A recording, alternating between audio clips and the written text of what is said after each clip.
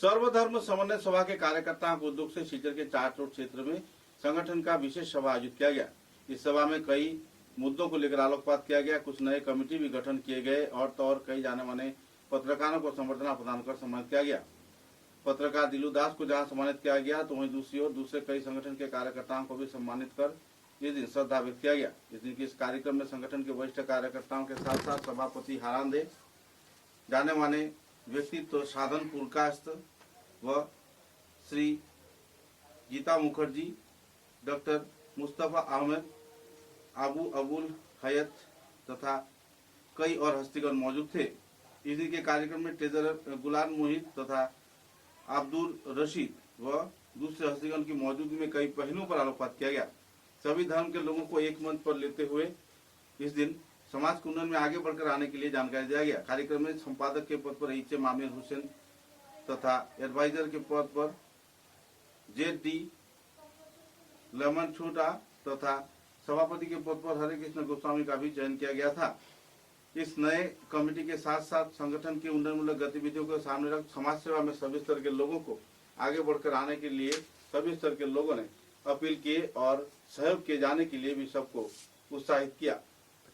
Last point हमारे लोग या लास्ट আমি বলে ফরমোস্ট ইন্ডিয়ান মোবাইল লাগে সঠিক হিস্টোরি রিপ্রেজেন্ট করার জন্য মাধ্যমে তুলে ধরতে ওদিকে এটা যদি আমরা যদি করেন এর মধ্যে দুই ভাষা আমরা ওই হিস্টোরি আমরা তুলতে হবে তো আসলে কোনো হিস্টোরি জানা বলে ঠিক আছে আমরা এক জায়গায় ইতিহাস হলো হয়ে গেছে ওকে যারা হোবাটি আছে হোবাটির ইতিহাস হোক হোবাটির ইতিহাস আমরা কম্পিউটার হইতাম না কাটাও আমরা গড়িয়ে তাইতে হইতাম তখন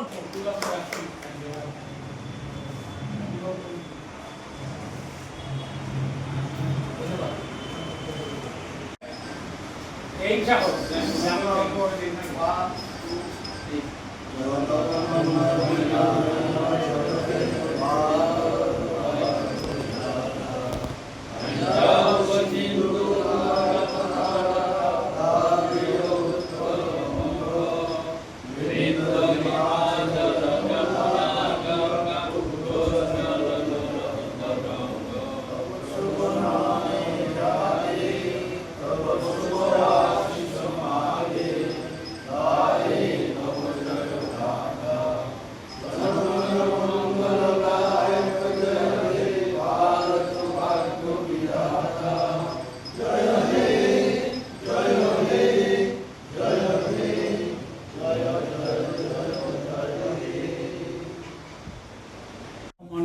সভার যে এক্সিকিউটিভ কমিটির এটা মিটিংটা হলো প্রথম মিটিং নতুন কমিটির।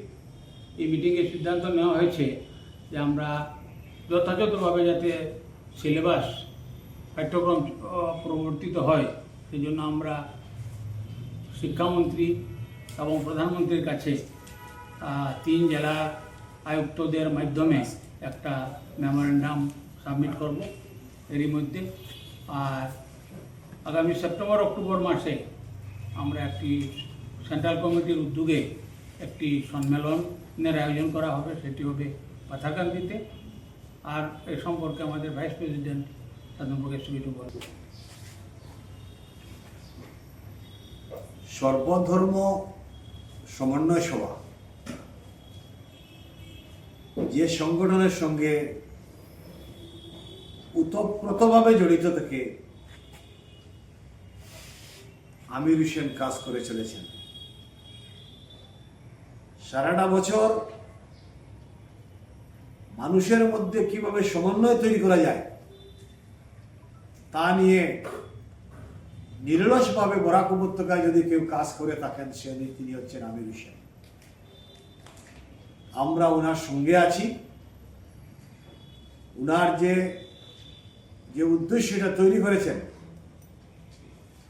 শুধু আমরা নয়, বরাকবলির যারা শুভবুদ্ধি সম্পন্ন মানুষ তারা সবাই ওনার সঙ্গে সহযোগিতা করে চলেছেন। আজকে কার্যকরী কমিটির একটা সভা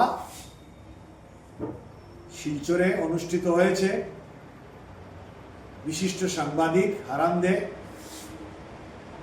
এই সর্বধর্ম সমন্বয় সভার উনি হচ্ছেন সভাপতি। এই সভার মাধ্যমে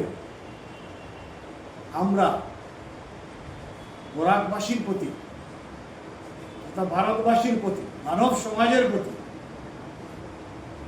একটা বার্তা দিতে চাই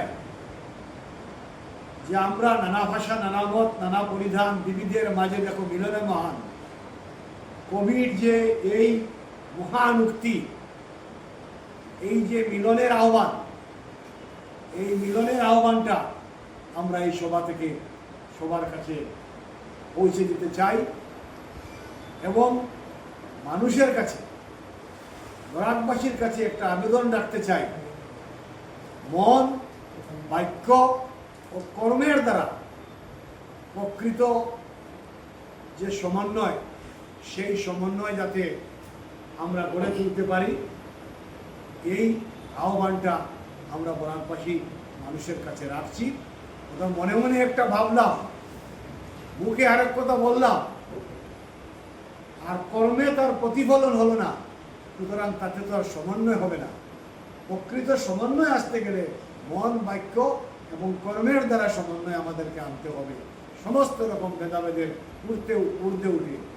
এবং আমার আরান্দে মহাশয় বলেছেন, একটা প্রস্তাব আজকে নেওয়া হয়েছে যে আমাদের যে এডুকেশন সিস্টেম, সেই এডুকেশন সিস্টেমে যে সিলেবাস আছে, সেই সিলেবাসে ভারতবর্ষের রাজনৈতিক, সামাজিক, ধর্মীয় সমস্ত প্রকৃত ইতিহাস তুলে ধরে পাঠ্যসূচির মধ্যে অন্তর্ভুক্ত করা, স্কুল লেভেল থেকে সেটা চালু করা, যাতে ভবিষ্যৎ প্রজন্ম জানতে পারে তার দেশ, তার সমাজ, তার জাতি, তার ধর্ম, তার পরম্পরা কী।